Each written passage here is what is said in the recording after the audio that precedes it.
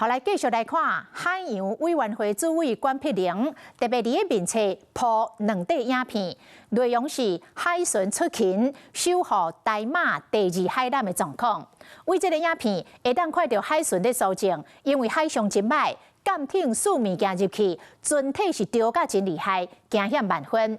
关主委是呼吁立法院要赶紧通过海南7法。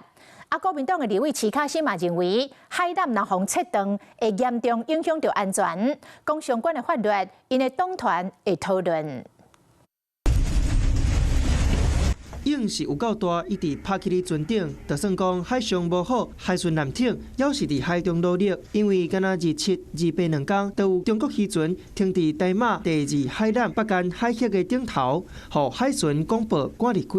28号，海巡佮接到中华电信通报，台马2号海南增加1夜障碍，迄时风力6、7级，阵风9级，影关闭4公尺。海巡摕到对方船艇拍定起定的时间点，嘛甲证据拢找好，不过因为海象无稳定，船体海甲有够严重。那10月份当然比较多次，有3次，其中只有1次有一艘渔船，它是可能就是海缆受损最主要的来源，因此我们有把船长带回来，不管是不是做白工，我们一定都会到现场去查。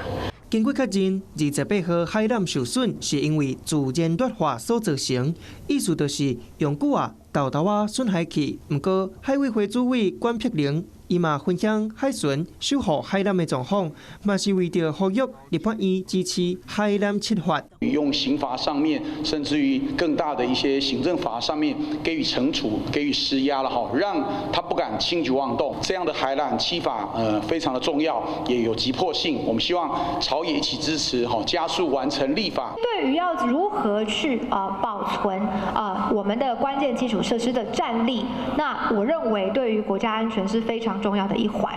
那至于相关的这个法律，那我们党团呢，我相信会有更细部的这个讨论。国民党党团嘛要针对海南7法细节来讨论，希望用法律为源头防止海南防破坏。海巡嘛才会当甲保护电缆的资源转移去保护讨海人，还有救难，守护台湾通信的性命。